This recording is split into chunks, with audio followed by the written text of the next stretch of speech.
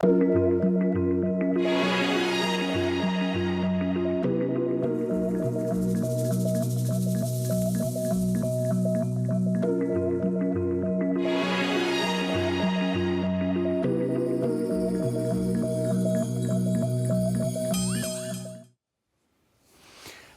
et merci de nous retrouver pour la Foi prise au mot, votre rendez-vous de formation et de réflexion. Nous arrivons cette semaine à l'avant-dernier numéro de notre série de carême portant sur les conseils que Jésus nous donne dans les évangiles. Et cette semaine, puisque s'ouvre la Semaine Sainte, nous avons immédiatement pensé à Marc 8, 34-35. « Si quelqu'un veut venir à ma suite, qu'il se renie lui-même et prenne sa croix et qu'il me suive. En effet, qui veut sauver sa vie la perdra, mais qui perdra sa vie à cause de moi et de l'Évangile la sauvera. » Que signifie cette injonction de Jésus? Est-ce qu'il convient de le suivre aussi sur le chemin de croix qu'il parcourt pour aller jusqu'à la mort? Jusqu'où cette injonction est-elle métaphorique? Pour le comprendre, deux invités. Frère Christian Écoute, bonjour. Bonjour. Vous êtes dominicain, vous êtes ancien professeur à l'école biblique et archéologique française de Jérusalem. Ouais. Vous nous en direz deux mots tout à l'heure. Et puis on se retrouve, comme chaque numéro de cette série de carême. Bonsoir, sœur Marie Monet. Bonsoir. Alors vous êtes dominicaine, vous êtes rectrice de Domuni Universitas, une université en ligne, et donc vous nous avez accompagnés tout au long de ce carême. Et en fait, il faut préciser aux téléspectateurs qu'il va y avoir une émission de Pâques, donc ça va être une série de carême qui va jusqu'à Pâques. Donc c'est bien l'avant-dernier. Voilà l'aboutissement. On ne va pas terminer sur le chemin de croix, mais on va y passer quand même. Peut-être une première question, c'est quoi l'école biblique et archéologique française de Jérusalem? Alors c'est la première école qui a voulu étudier le texte de la Bible sur son lieu de révélation, le texte dans son contexte. Donc l'histoire et la révélation dans son milieu de vie. Donc c'est une école qui a voulu être une école, disons, d'approfondissement, non seulement des langues de la Bible, mais aussi du terrain de la Bible, et puis aussi de la compréhension avec l'aide de l'archéologie, de la topographie, de la nature et des sociétés humaines qui sont là. Comment ce récit si beau peut être, je dirais, approché plus en profondeur par la connaissance du milieu d'où il est né. Concrètement, c'est une école, donc c'est quand même pas pour les petits écoliers. Hein, c'est plutôt le père Lagrange qui a fondé, a dit c'est une haute école pratique d'études bibliques. Donc c'est pratique, on va aller sur le terrain, mais c'est une haute école, c'est-à-dire c'est vraiment à un niveau universitaire qui est un niveau de recherche et de publication, après vérification par l'archéologie, l'histoire, l'historico-critique et je dirais même aussi la sémantique et toutes les langues qui sont celles qui vont véhiculer, et aussi les mythes et toutes les traditions qui ont permis que la Bible soit une parole pour aujourd'hui. Alors nous enregistrons quelques semaines avant la diffusion, donc nous ne savons pas ce qui se passe à Jérusalem, mais nous savons que quand même la situation n'est pas des plus riantes. L'école biblique, c'est l'occasion de faire un peu de pub et peut-être a besoin de soutien, parce que ça ne doit pas être simple en ce moment. Ça fait fondé en 1890, donc ça fait déjà quand même plus de 130 ans. Il y a une certaine tradition, donc il y a une certaine qualité qui permet de durer, mais c'est sûr qu'actuellement, les étudiants sont souvent revenus dans leur pays parce qu'ils étaient boursiers, que les donateurs n'ont pas voulu faire des risques pour ces étudiants-là. D'autres doivent enseigner en ligne parce que les étudiants n'arrivent pas à venir au bâtiment même de l'école parce qu'il y a des barrages et des grosses difficultés de circulation.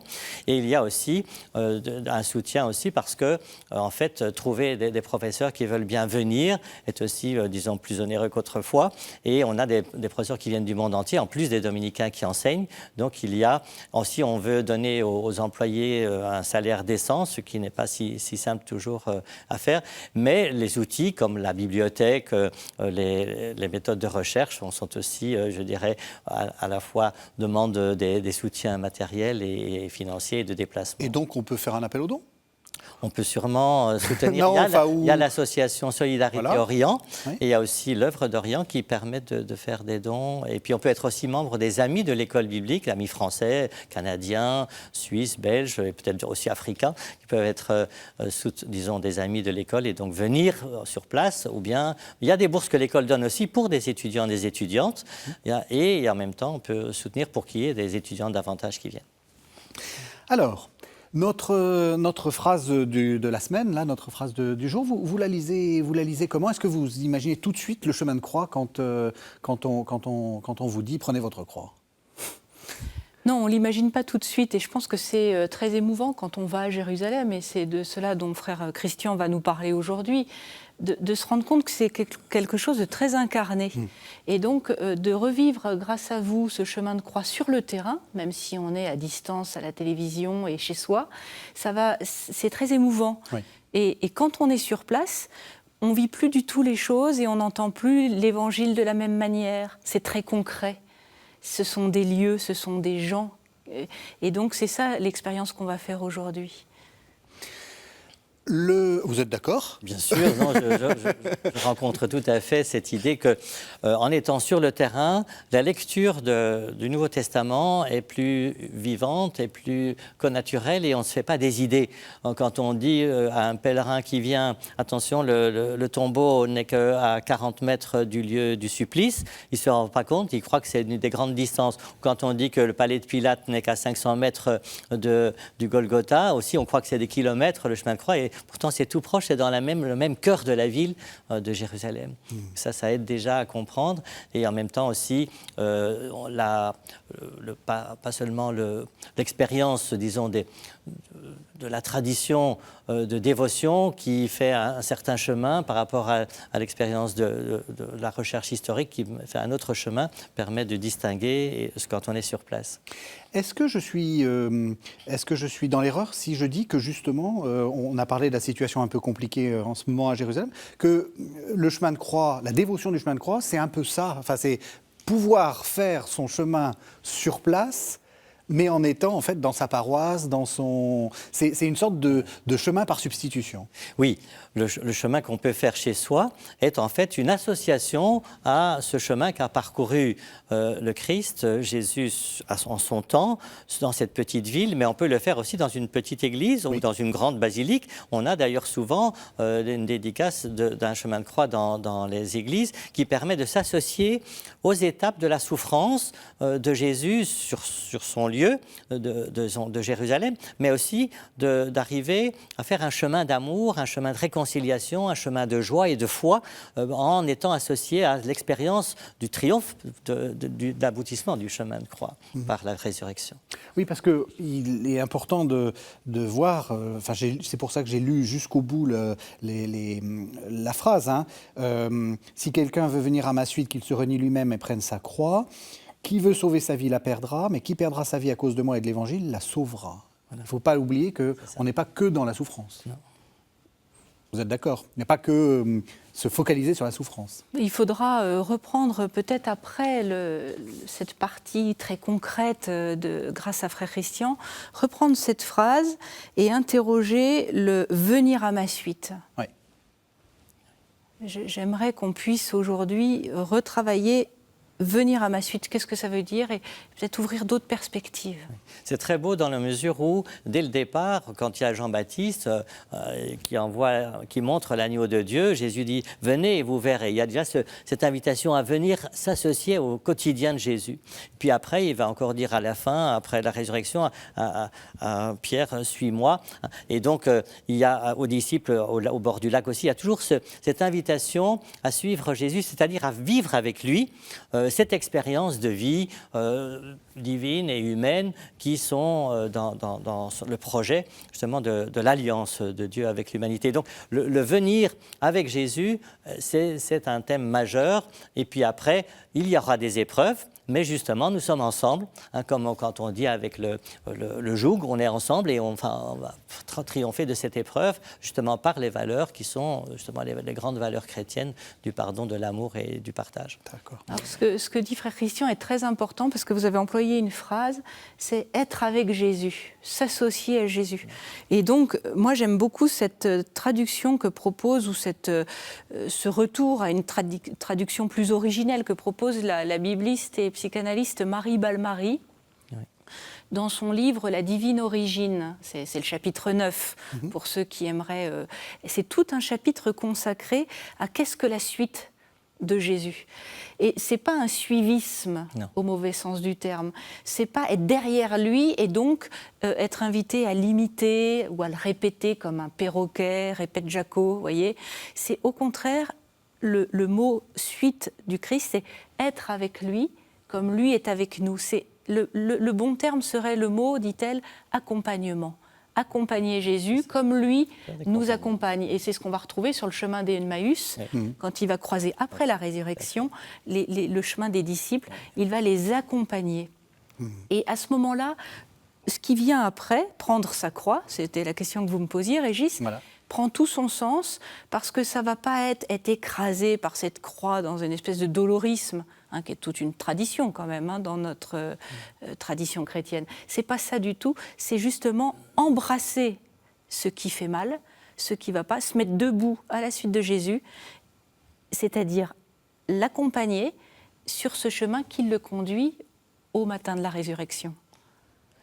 C'est très proche tout à fait de cette compagnie, de cette alliance, et Jésus vient nous rejoindre pour que nous puissions aller avec lui. Donc c'est l'incarnation et la rédemption, ce grand mouvement qui va se concrétiser dans le sacrifice et le don de soi à Jérusalem. Mais pour accompagner Jésus, eh bien, il y a justement la vie avec lui, et il y a ce que j'aurais voulu dire de plus précis dans porter sa croix, c'est que c'est à la fois découvrir qu'il y a le mal, mais qu'on ne s'arrête pas à le laisser faire. On veut faire le combat contre le mal, et donc la croix, c'est porter ce mal et les péchés et tout ça, les fardeaux, mais en même temps gagner contre lui en faisant un instrument non pas de torture, mais de pardon et d'amour.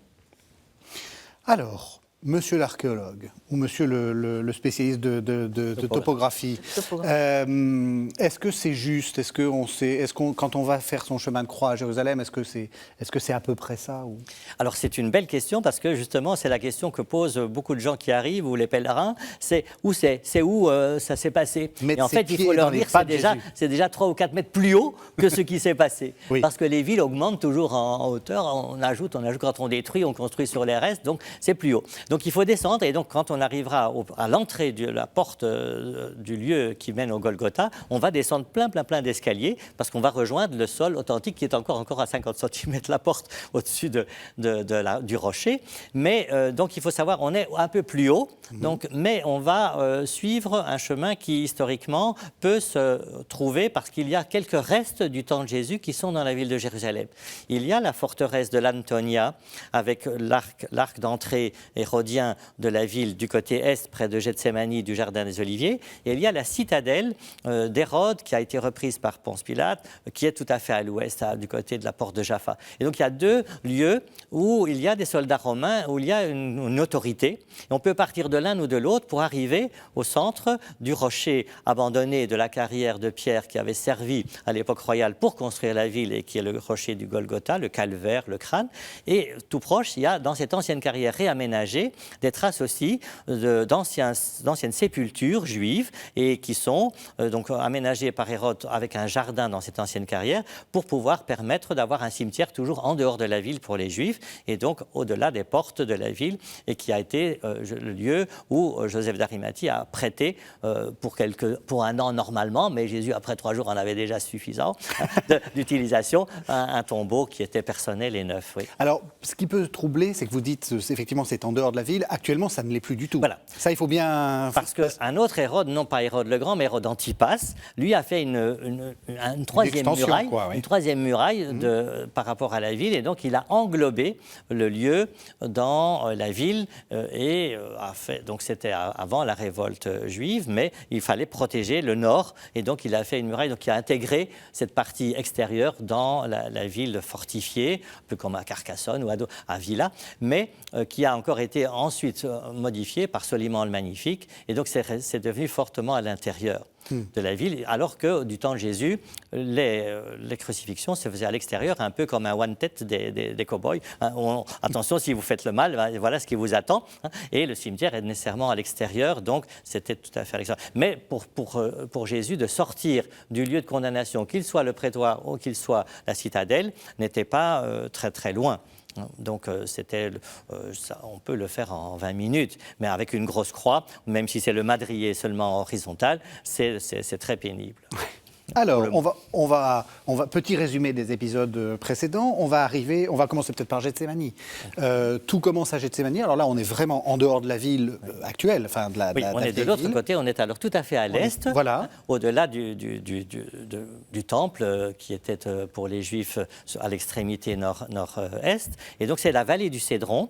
Et c'est ce Gethsémani qui veut dire donc le pressoir à huile, eh bien, ou à olive, le pressoir à olive. Eh bien, c'est le bas du jardin des Oliviers, au-delà du torrent du Cédron, où était le campement de tous les pèlerins qui n'avaient pas de quoi se payer une maison dans la ville, et donc ils se reposaient le soir dans les grottes ou sous les oliviers, qui étaient libres d'accès, puisque ce n'était pas le temps du pressoir, qui est octobre-novembre, et que là, on se trouve être en printemps, vers mars-avril. C'est le camping sauvage, en fait. C'est ça. C'est un camping, oui, libre d'accès pour tous les pèlerins. Ce sont les tentes, comme on a pour les JMJ aussi.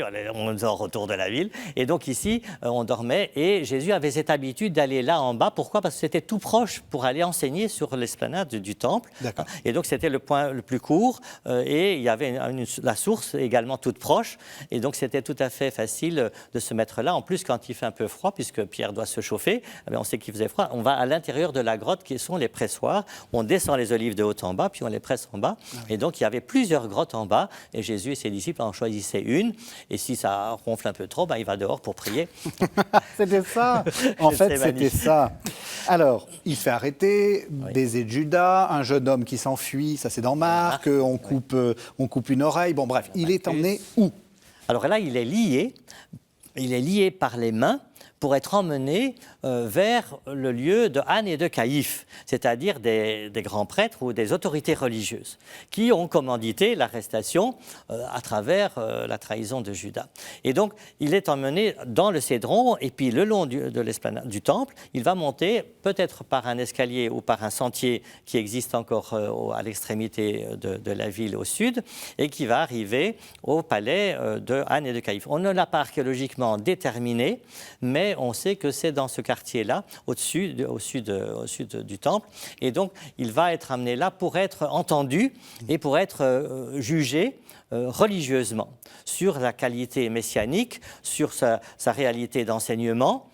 Et il va donc subir aussi la gifle avec la question du pourquoi, qui est vraiment ce qui fait réfléchir au mal. Pourquoi ce mal alors qu'on est dans un dialogue? Et donc il va être emmené du bas de la ville est vers le haut de la ville sud. Et ensuite? Et alors ensuite, de Anne, le beau-père, il va aller chez Caïphe. Oui. Et puis de là, il va être mis, je dirais, au frais quelque part pour être emmené le matin tôt à l'autorité civile, parce que les Juifs n'avaient plus le droit de crucifier. Et donc devaient demander l'autorisation à l'autorité civile de pouvoir mettre en croix. Ils pouvaient lapider, ils pouvaient faire d'autres choses, mais ils ne pouvaient plus crucifier. Il y en avait eu trop, et donc il fallait demander l'autorité. Et Pilate n'a pas de grande force morale et il est assez, disons, laxiste, et donc il va laisser faire, après avoir essayé de comprendre, lui, la situation personnelle de Jésus. Es-tu vraiment le roi qu'on dit comme accusation? Es-tu vraiment le roi des Juifs, mais aussi le béni? Es-tu vraiment capable de dire la vérité? Et donc il y a ces questions-là. Pilate va poser plusieurs questions et va essayer de relâcher, mais finalement il s'en lave les mains, et donc il le leur livra aux Juifs, qui sont les chefs des grands prêtres et quelques mercenaires, quelques, disons, fanatiques autour d'eux. Ce n'était pas tout le peuple. Le peuple n'est pas hostile, puisque le peuple a acclamé Jésus le jour des rameaux avec des hosannas, viens nous sauver, et c'est le projet de Jésus. Donc il y a une grande foule, depuis la résurrection de Lazare et d'autres réalités d'enseignement, qui font que Jésus a beaucoup d'amis, mais il y a une petite, disons, un petit groupe d'opposants qui sont férus de l'élimination de Jésus à cause du fait qu'il ose dire que le sabbat est fait pour l'homme et que également son Père c'est Dieu, Dieu, Abba, et que ça déplaît, en plus d'avoir purifié du commerce éhonté qui avait lieu dans le temple et dans ses alentours. Oui, et tout ça semble quand même un peu irrégulier, parce qu'on fait ça la nuit, la veille de la Pâque, donc c'est un peu... c'est du vite fait, bien fait, mais mal fait. Mal fait. C'est un peu comme si je proposais de réveiller Emmanuel Macron le 24 décembre pour condamner comme ça, séance tenante quelqu'un. Il y a un petit côté...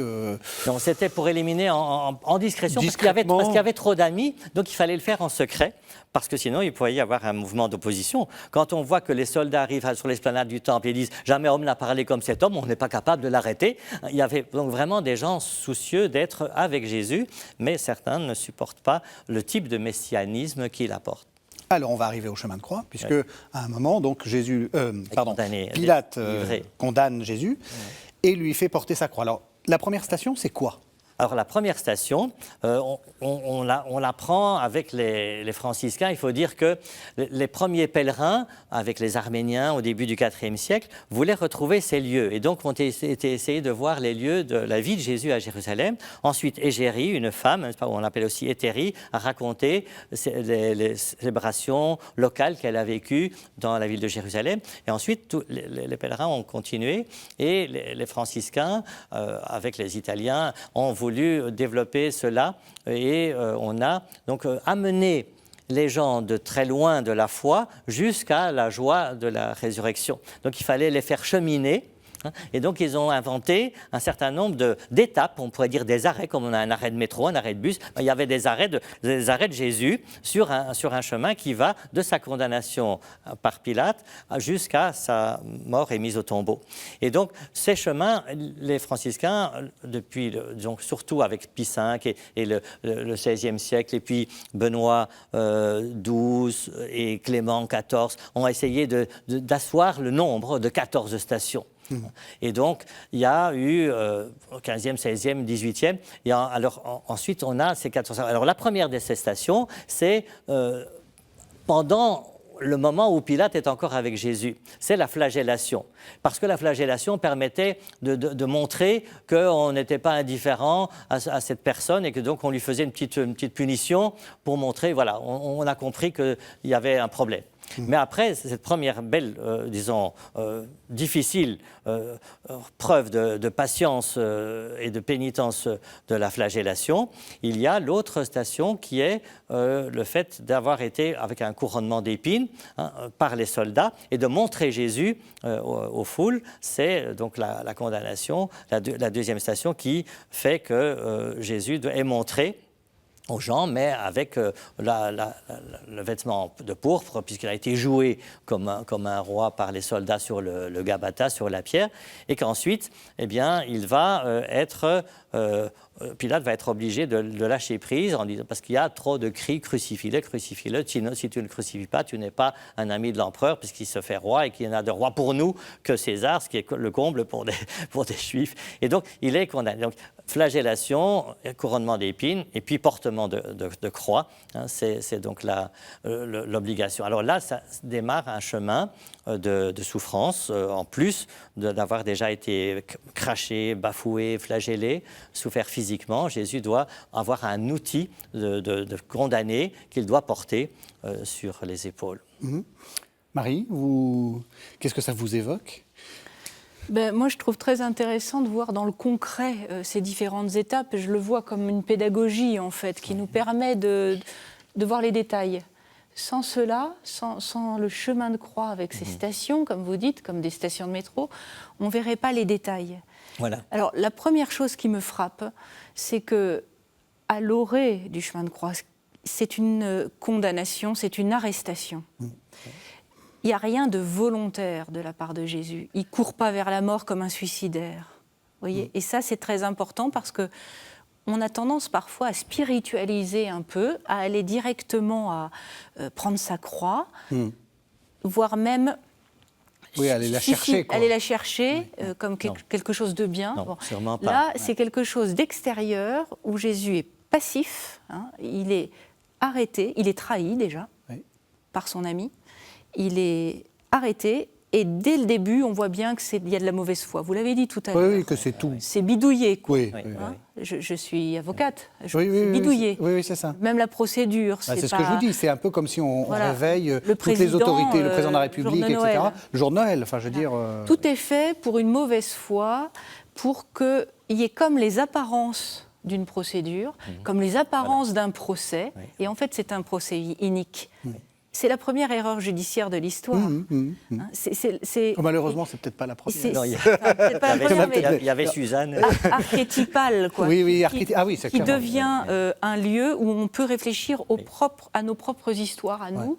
Il y a parfois des procédures qui s'appliquent, qui sont des fausses procédures, et il y a parfois des faux procès. C'est-à-dire des apparences, on fait comme si il y avait un jury, puis il n'y a pas de jury. On a déjà la condamnation à l'avance, finalement, c'est ça. Et tout en étant aussi, je dirais, conscient que Jésus est lucide. Hein. Il ne va pas courir à la croix, mais déjà à Gethsémani, devant Pierre qui veut prendre l'épée, il dit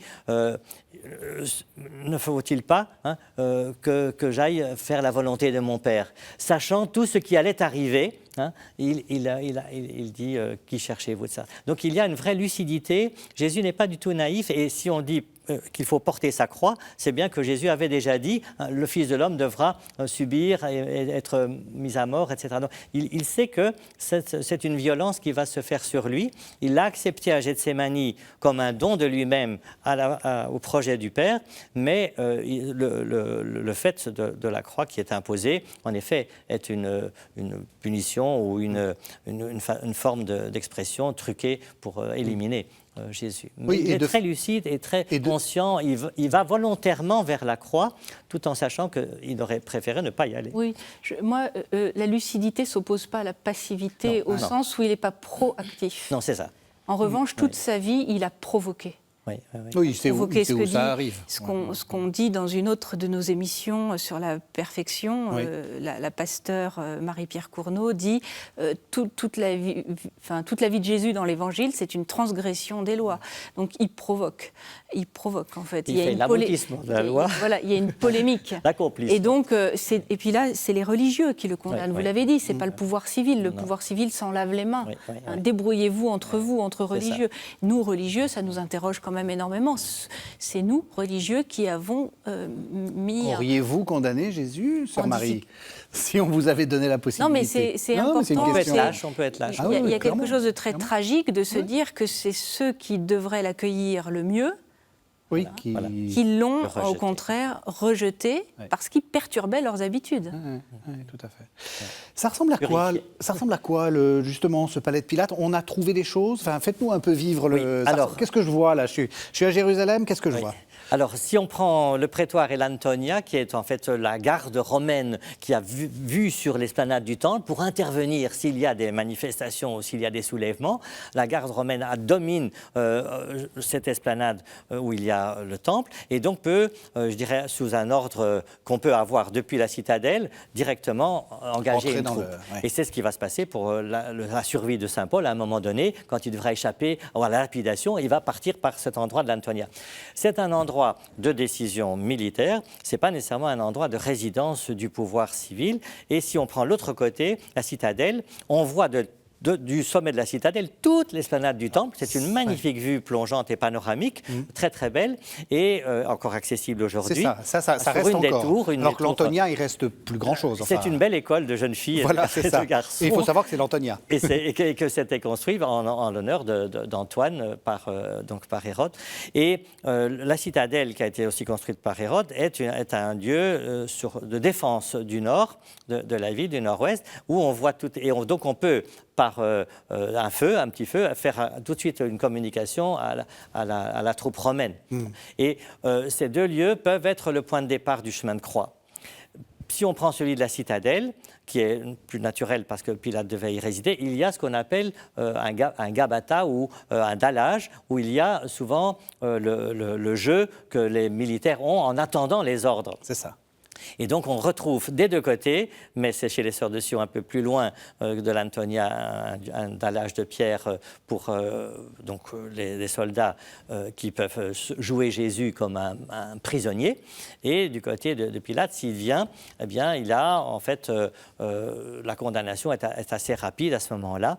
Et donc il y a aussi parce que les Juifs ne peuvent pas entrer dans le bâtiment parce qu'ils ne veulent pas être impurs le jour du sabbat, du grand sabbat. Donc c'est à l'extérieur. Et donc c'est à l'extérieur qu'il crie, et Pilate sort, et puis il fait rentrer Jésus pour l'interroger et le flageller, puis il ressort avec Jésus, et finalement il s'assied, il se lave les mains, il fait un geste officiel pour laisser partir Jésus entre les mains des Juifs. Et de ce point de départ, il y a à sortir de la ville, que ce soit de l'un côté ou de l'autre côté, il faut arriver à sortir de la ville. Et donc il y a dans ce moment où c'est un moment de préparation à la Pâque, beaucoup de gens, hein, et les ruelles sont très étroites, donc on se presse un peu partout, et donc c'est pas si facile de se frayer un chemin. Donc il y a des militaires qui vont devant ou après le portement de Jésus, de ce madrier ou de cette croix, et donc il doit se frayer un chemin, et il se peut très bien qu'ayant été bousculé ou pas, il puisse tomber sous le poids. Alors, il va falloir qu'on accélère un peu, parce que sinon on n'arrivera pas à la fin du chemin. Ces trois chutes que l'on met qui ne sont pas dans les évangiles, hein, Jésus ne chute pas, mais il y a ce qu'on a dans l'Ancien Testament et dans le Nouveau, et que saint Paul va rappeler. Il s'est anéanti. Hein. Il s'est anéanti, il s'est humilié devant cette jalousie des chefs religieux. Et donc, il s'est anéanti. Donc, c'est tout Philippiens 2, 6, 11, n'est-ce pas? Le Fils de l'homme, de condition divine, accepta la condition de serviteur, et il s'anéantit jusqu'à la mort, etc. Et donc, il y a les trois chutes rappellent que humainement, nous pouvons aussi tomber. Nous pouvons aussi ne pas tenir le coup, même si on a un grand projet idéal, on peut avoir des chutes ou des erreurs ou des ratés. Et donc, les franciscains montrent que, oui, solidairement avec notre humanité, Jésus va aussi tomber dans son humanité, mais se relever, quitte à être aidé par Simon de Cyrène. Alors là, on va un peu plus vite, mais la troisième, donc 7e et 9e, ce sont les chutes de Jésus qui peuvent être soit sous le poids, le fardeau extérieur, soit par le fait de la fragilité intérieure, soit par l'épuisement, il est vidé de toute force. Donc ce sont trois façons de montrer pour Jésus qu'il est vraiment un être humain comme nous, qui a ses fragilités aussi physiques. Oui, moi j'aime beaucoup la figure de Simon de Cyrène qui vient relever, aider à relever Jésus. Et on connaît tous de ces gens qui humanisent la pire des souffrances, qui sont là gratuitement. Et sur ce chemin de croix, il y a ces gens, et le chemin de croix de Jésus éclaire nos propres chemins de croix et le chemin de croix du monde. C'est très très beau. Il y a un petit livret qui a été fait, je ne l'ai plus ici, par Monsieur Carton sur Simon de Cyrène, dans une petite collection très facile, et il a fait aussi sur Marie-Madeleine. Et là, on montre bien que réquisitionné, revenant des champs, presque un étranger de passage, il vient aider Jésus, mais la chance qu'il a, c'est qu'il voit Jésus de dos et qu'il est dans l'intimité de Jésus.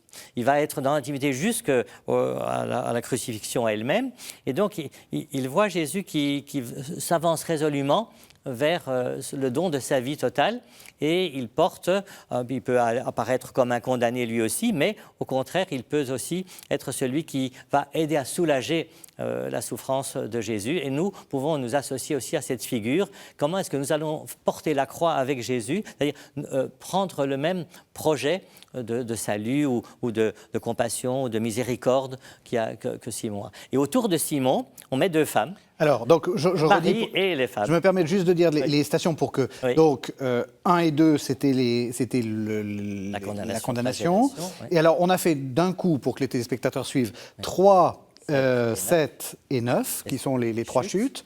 Et donc, Jésus tombe pour la première fois. Et puis, alors, on a parlé de Simon de Cyrène, c'est qui est la 5e. Oui. Et là, vous allez nous parler de 4, 6 et 8. les rencontres. Tout à fait. Ce sont les femmes. Il y a 3 chutes et il y a 3 fois avec des femmes qui sont très belles. Je voudrais juste prendre encore un tout petit point sur la 3e station. Elle est à Jérusalem, dans l'angle d'une rue qui s'appelle Via Dolorosa et qui est marquée pour tout le monde, le chemin de douleur. Et dans cette petite chapelle qui est à côté des Arméniens catholiques, il y a des dessins de croix où on voit que Jésus tombe et les anges sont tellement étonnés. Ils y disent comment Dieu est par terre, rien ne va plus. C'est ça que ça dit. Et il y a une autre image qui est très belle aussi, c'est Jésus qui porte sa croix. Et à côté de lui et derrière lui, il y a plein de gens qui portent aussi une croix. Et alors, on raconte souvent cette belle petite histoire. Pourquoi faut-il porter sa croix? Est-ce qu'on est condamné à vivre des souffrances, des épreuves? Ou bien est-ce qu'au contraire, avec Jésus, c'est un instrument qui va nous aider à vivre notre épreuve, à vivre notre vie chrétienne. Et donc, on dit, voilà, il y a quelqu'un qui dit, oh, cette croix est trop lourde, je ne peux pas, je tombe, je chute. Seigneur, coupe-moi un bout de la croix. Et Jésus lui dit, mais c'est une croix qui est pour toi. C'est pour que tu vives comme moi. Et lui dit, non, je ne peux pas. Bon, alors, coupe-la. Et puis, il va encore un peu plus loin et il dit, Seigneur, non, vraiment, j'en peux plus, je chute encore, permets-moi de couper encore un morceau de la croix. Alors, il dit, si c'est toi qui le veux, si c'est toi qui ne peux pas faire autrement, coupe-le, mais moi, je te propose de la porter. Après, il y a un petit précipice et il n'y a pas moyen de passer parce qu'il n'y a pas de pont et la croix qu'on a sert de pont. Et si on la coupe, on ne passe plus. Donc la croix a parfois une utilité, qu'on croit qu'elle est insupportable ou pas nécessaire, mais elle peut aussi être utile, à la fois pour se corriger, pour comprendre et pour être dans le combat contre le mal. Donc ça, c'était pour montrer un peu, la beauté de la croix lourde. Alors du coup, qu'est-ce qu'on peut en faire de ces rencontres? Enfin, je veux dire de cette séquence, moi, je m'attache à un fait, c'est un fait, sont 3 femmes qui sont sur le chemin de souffrance de Jésus et on nous présente pas 3 personnes mais 3 femmes. Voilà. Et ça veut dire qu'il y a une vocation particulière, une présence particulière féminine à la souffrance. Et aussi à la vulnérabilité que manifeste Jésus sur ce chemin. Et dans une civilisation où il y a quand même assez peu de femmes dans l'espace public. Donc ça nous dit qu'elles sont là, vraiment. Enfin... Exactement. Sauf qu'à tous les moments de deuil, il y a des pleureuses, donc il y a des femmes professionnelles, quelque part, dans les moments de souffrance familiale. Et la femme est plus sensible. Elle a eu la maternité, elle voit parfois mourir son fils. Donc la femme a une compassion parfois plus naturelle que les hommes qui se cachent un peu d'émotions. Et donc il y a cette sensibilité ou cette délicatesse qu'on voit dans la figure de Véronique, Jésus qui a des larmes, de la sueur, des crachats, du sang sur son visage, en lui rendant sa dignité, reçoit en échange son portrait, mais c'est une délicatesse féminine tout à fait belle. Et Marie, qui a été au cénacle avec Jésus, qui a tout suivi son chemin, veut, dans la douleur, présenter une certaine douceur de la maman et de la présence permanente. Et puis la 3e catégorie, ce sont les pleureuses qu'on ne trouve que chez Saint Luc, qui sont là et auxquelles Jésus va s'adresser. Ce qui était tout à fait exceptionnel, puisqu'il ne s'adresse pas à Simon de Cyrène, il ne s'adresse pas non plus aux autres personnages qui sont les soldats, il ne s'adresse pas mais il s'adresse aux personnages féminins qui sont sur le chemin. Et alors, qu'est-ce qu'il dit? Et alors, il dit en Saint Luc, on a justement, après Simon de Cyrène, Jésus dit « Filles de Jérusalem, ne pleurez pas sur moi, pleurez plutôt sur vous-même et sur vos enfants. Car voici venir des jours où l'on dira « Heureuses les stériles, les entrailles qui n'ont pas enfanté et les seins qui n'ont pas nourri. » Alors on se mettra à dire aux montagnes « Tombez sur nous et aux collines, couvrez-nous, couvrez-nous. » Car si l'on traite ainsi le bois vert, qu'adviendra-t-il du bois sec? Voilà. Donc c'est une citation et en même temps... C'est ça, c'est une citation prophétique. Oui. Et qui montre que Jésus dit « Attention, ne vous trompez pas. Ici, c'est un innocent qui va mourir, mais il y a des tas de pécheurs qui vont aussi mourir. Alors, si vous pleurez sur l'arbre vert, qui ne doit normalement pas être brûlé, qu'est-ce qui va se passer si vous allez vraiment brûler l'arbre sec, qui est une figure pour parler de ceux qui ont condamné Jésus? et donc des Juifs. Alors, ça veut dire aussi c'est une anticipation sur les malheurs de Jérusalem qui vont suivre après la révolte et donc la destruction. Donc, c'est une façon de dire aux femmes, attention, gardez la joie de croire que moi je vais triompher, hein, et soyez conscientes des difficultés de ce qui se passe dans votre ville. On a Saint-Dominique, on disait, Saint-Dominique, que vont devenir les pécheurs, hein? Il priait comme ça. Donc on a souci des pécheurs, Jésus va gagner, mais on est associé. Toujours cette idée qu'on a vue avec la pasteure Marie-Pierre Cournot sur Jésus qui déplace. Oui. Vous croyez que c'est quelque chose, en fait c'est pas ça. C'est ça, ouais. Hein, on a vraiment cette impression. Il y a un décalage en permanence dont il faut déjà avoir conscience. Oui. Et puis avoir, après, se dire quelles conséquences pour notre foi, pour notre compréhension de la foi. Et ces femmes qui pleuraient sur Jésus, eh bien, c'est Jésus qui va les consoler quelque part en disant ça ira pour moi, faites attention à ce qui va suivre. Alors, je dirais aussi, il y a un autre décalage que je perçois, moi, comme femme, c'est-à-dire les femmes sont présentes au moment où, pour Jésus, ça chavire. Oui. Vous voyez, et elles seront aussi présentes. Oui, parce que les disciples, eux, on n'en entend plus parler. Hein. On n'en entend plus parler. Absolument. Et on va retrouver le même phénomène au petit matin de Pâques. Alors nous, on sait maintenant que c'est le petit matin de la résurrection. Elles ne le savent pas. Elles vont au tombeau pour embaumer, être là. Et ça veut dire qu'il y a quelque chose du mystère de la femme, on va dire ça comme ça, qui n'a pas peur d'affronter l'inconnu et quand ça va mal. Parce qu'il fait le job, comme on dit, c'est-à-dire qu'il fait vraiment le service d'accompagnement. Il y a une forme de courage. De grand courage. Elles n'ont pas peur. Elles n'ont pas peur du tout. Et ça, on va le retrouver dans l'histoire de l'humanité, des moments où les femmes n'ont pas peur et elles sont présentes là où il y a plus grand monde. Alors, je reprends mon chemin. Donc, on avait pris une rue, puis après, il y a une sorte de petit coude, là. Hein, voilà, tac, tac. La troisième et on arrive donc... On arrive alors à la 7e station où Jésus tombe, où il y a une grande colonne romaine qui était du Cardo, mais d'Adrien, donc de 135, qui a été sélectionné pour dire que c'était le temps des Romains. Et puis après, les 8e, c'est une station qui va normalement s'approcher du lieu du calvaire, mais qui est dans des murailles. Et donc, il reste une pierre d'une colonne où on met quelque chose qui est très beau. On met Jesus Christus Nika. Donc Jésus, le Christ, a la victoire. Et là, c'est là qu'on fait pour les femmes qui vont pleurer. Et puis, alors, de la 9e à la 14e, on est vraiment dans l'enceinte de l'actuelle basilique et lieu de prière de la croix et de la résurrection de Jésus. On est vraiment vers la fin de l'émission, donc on va pas s'apesantir, mais juste montrez-nous à quoi ça ressemble. On descend quelques marches. Alors, on descend quelques marches. Dans une espèce de cour, et il y a une façade. C'est ça. Donc, on arrive au niveau du sol du temps de Jésus, quasiment, et on se trouve devant une porte, et à droite, il y a le rocher de la crucifixion, et à gauche, il y a le tombeau de l'ensevelissement, et ensuite de la résurrection. Et donc, si on monte un escalier très raide, on monte environ 3 mètres et demi. Au temps de Jésus, c'était probablement 5 mètres, mais c'est un bloc de pierre pourrie, où on ne pouvait pas prendre des belles grandes pierres de 2 mètres de long pour construire, et donc on l'avait abandonné.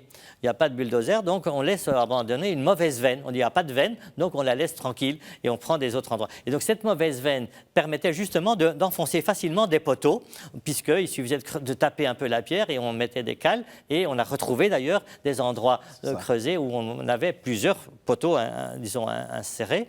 Et donc c'est un lieu idéal parce qu'il se voit de loin, hors de la ville, et il est propice à mettre des croix, des poteaux de bois dans le rocher fragilisé ou de pas bonne cohérence de pierre. Et donc, c'est là que Jésus, en bas, va être dépouillé de ses vêtements, va être mis quasiment à nu, il va être, je dirais, comme au départ de sa vie. Et 10e station. Et il va ensuite donc être cloué. 11e station. 11e station. Et puis il va être cloué donc, avec des clous dans les poignets et dans les pieds sur cette partie de la croix. Et ensuite il va être levé ou bien suspendu pendant un certain temps où il va encore parler 7 fois dans l'Évangile, les 7 paroles de Jésus en croix. Il va prier pardonner au bon larron, il va parler à sa mère, parler à Jésus. Donc il y a beaucoup de beaux moments là dans cette station de Jésus qui meurt, ou juste avant de mourir. Et puis il y a la dépendaison, la déposition du corps, où il va être remis à sa mère et aux autres femmes, comme on a dit, qui étaient autour. Et ensuite, par l'aide d'hommes qui vont arriver, parce que c'est lourd de porter un cadavre frais et difficile, on va prendre un linceul pour le tenir comme dans un hamac et l'introduire au tombeau le plus proche, puisque il fallait faire avant le coucher du soleil, parce qu'il y avait la fin de la journée où on ne pouvait plus travailler, le sabbat commençait. Et donc Joseph d'Arimathie prête quelque chose, son tombeau, et avec Nicodème, ils vont prendre à cœur de transporter Jésus après que les femmes les lavaient ou que les hommes les lavaient dans le tombeau, et en ayant mis également des aromates typiques des Juifs pour, je dirais, la conservation et la moindre pourrissement, si vous voulez.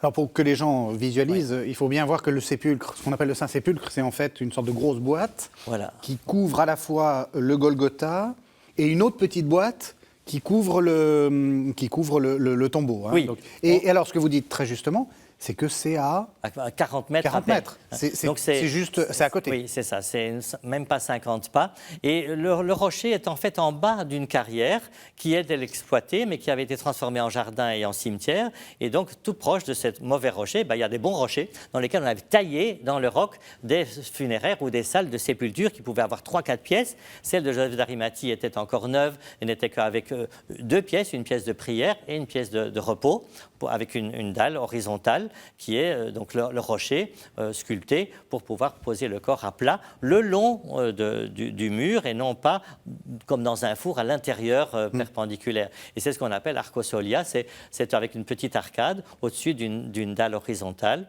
et dont on a retrouvé, en faisant la restauration de l'édifice de l'édicule, on a retrouvé le sol de bons rochers et un mur vertical perpendiculaire qui montre que malgré les déprédations et les destructions relatives, on avait bien une chambre funéraire sur laquelle Jésus a été déposé avec un linceul et autour de la tête un bandeau qu'il a pu laisser après.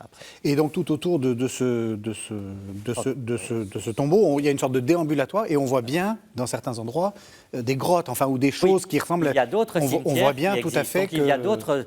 On est au bon endroit, quoi. Oui, c'est un vrai cimetière juif qui est du 1er siècle avant Jésus-Christ et qui a continué encore un peu après, jusqu'en 70 et 135. Et puis après, il a été vénéré par les chrétiens, et puis grâce à Constantin, il y a eu cette église basilicale qui a été mise comme une rotonde au-dessus du tombeau, qui n'était pas un lieu de culte, qui était un lieu de vénération. Le Golgotha, le calvaire, dans le petit jardin, un atrium sur le côté, et puis après une grande belle église de joie de la fête de la résurrection après la traversée de la mort et la sortie du tombeau. Et donc la grande église est en avant, et puis à l'arrière de l'église, il y a le Golgotha en plein air, et puis dans une petite cour, et puis une belle rotonde autour du tombeau. Donc ça faisait trois réalités qui ont été ensuite regroupées en un seul bâtiment après les croisées. Vous disiez, c'est un chemin où on suit, mais on n'est pas porté. C'est un chemin où on doit suivre debout. Oui, suivre, accompagner, avec ce mot accompagner. Et je trouve très concret là tout ce qu'on a vu depuis le début de ce chemin. Un seul exemple. À la station où il est dépouillé, Jésus, de ses vêtements, on découvre sa nudité. On veut lui faire honte, en fait. Eh bien, je me dis, c'est extrêmement concret. Et pour nous, eh bien, ça veut dire que plus jamais on aura honte. Grâce à Jésus, sur ce chemin, la nudité prend tout son sens, mais d'un sens positif. C'est-à-dire, à mon tour, j'aurai plus jamais honte d'être comme ça, dénudée ça peut être symbolique, c'est pas simplement des actions physiques. Mais donc le chemin de croix de Jésus, il nous permet de comprendre nos propres souffrances et comment il vient nous accompagner dans ces souffrances-là pour leur redonner un sens. C'est comme ça que vous suggériez qu'on le vit, c'est-à-dire comme une sorte de, non pas d'apitoiement permanent en se disant C'est un renversement qui va de la maladie vers la guérison, de la souffrance vers la libération, de la mort vers la résurrection. C'est dans ce sens-là qu'il faut le regarder, ce chemin de croix. Je dirais c'est un chemin de souffrance réelle. Oui, ça, il faut le... Avec quelqu'un qui a la lucidité de donner sa vie, il veut donner sa vie, celui qui donnera sa vie pour moi, Jésus donne sa vie pour le Père. Et donc, c'est dans la lucidité un vrai chemin de souffrance, mais en pleine conscience, donc avec cette lucidité, c'est dans la non-violence, par amour et en vue du pardon, du rachat du monde. Je ne suis pas venu pour être servi, mais pour racheter le monde et donner ma vie. Donc c'est un chemin de souffrance consciente, avec non-violence et grand amour et foi dans le projet de Dieu. Jésus sauve le monde parce qu'il a confiance en Dieu, même sur la croix, malgré qu'il prie ce psaume 22, 21, avec cette tellement grave interrogation, jusqu'où m'as-tu abandonné, comment c'est possible, que la misère humaine soit tellement grande, et en même temps confiance en l'homme, parce qu'en tant que Dieu, il veut continuer de croire en l'humanité, qu'elle ne se réduit pas au mal qu'elle fait, mais qu'elle est vrai, je dirais, enfant aimé de Dieu. Donc, Dieu sauve en ayant confiance en Dieu comme homme et en ayant confiance en l'homme comme Dieu. Et donc, il triomphe par ces phrases qu'il donne sur la croix et tout l'exemple de sa vie. Aujourd'hui même, tu seras avec moi en paradis. C'est quand Jésus dit ça. On a Blaise Pascal qui dit « Quelle magnifique phrase resserrée. Aujourd'hui, quelle promptitude du salut. Avec moi, quelle compagnie. Et en paradis, quel séjour. » Et donc, c'est magnifique. Donc, le projet de Jésus est un projet de triompher, même jusque sur la croix, il va encore agir dans le pardon et dans l'amour pour sauver l'humanité, qui est, la croix est une figure de celui qui prend la défense de Jésus, donc qui a de la foi, mais qui en même temps a mal fait. Et donc, nous aussi, on est pécheurs, mais pardonnés, et on arrive dans ce chemin de croix. C'est un chemin de grand amour à travers la souffrance, avec la souffrance. Eh bien, ça, c'est une belle exhortation pour cette Semaine Sainte qu'on va souhaiter très, très belle pour les téléspectateurs. Marie, vous nous avez amené un petit livre en chemin, ça tombe bien. Hein, c'est une série de méditations bibliques sur le thème du chemin, de l'itinérance dans la Bible. Et donc, c'est le moment de... C'est des petites doses. Voilà, c'est méditation aux biblique. Éditions d'Omoni Presse. Ici, il y a d'autres petits exemples de chemins de croix. Il y a plein de chemins de croix possibles. De Paul Claudel de 1911, qui est très poétique. Un autre de Mère Teresa et de Frère Roger. Un autre dans Prions en Église du mois passé, de l'année passée. Il y en a plein d'autres, même de Louvain-la-Neuve, où on en a fait pour les étudiants. Il ne faut pas hésiter à vivre cela. On peut le vivre chez soi avec un chapelet. On peut le vivre dans son église, dans sa chapelle. On peut le vivre aussi dans le village. Si on fait comme autrefois des scènes vivantes, comme on a les crèches vivantes, on peut refaire. Et dans certaines écoles en France où je suis allé, eh bien, c'était près de Lorient, il y avait une école qui avait fait carrément pour les élèves, pendant le carême, ils avaient mis des tas de stations et les élèves, pendant le carême, pouvaient s'intéresser à l'une ou l'autre. On les a à Lourdes, on les a au Mont-Saint-Odile, on en a partout, des vrais chemins de croix. Et bien voilà, donc c'est une invitation à ne pas négliger cette dévotion du vendredi. Merci à tous les deux.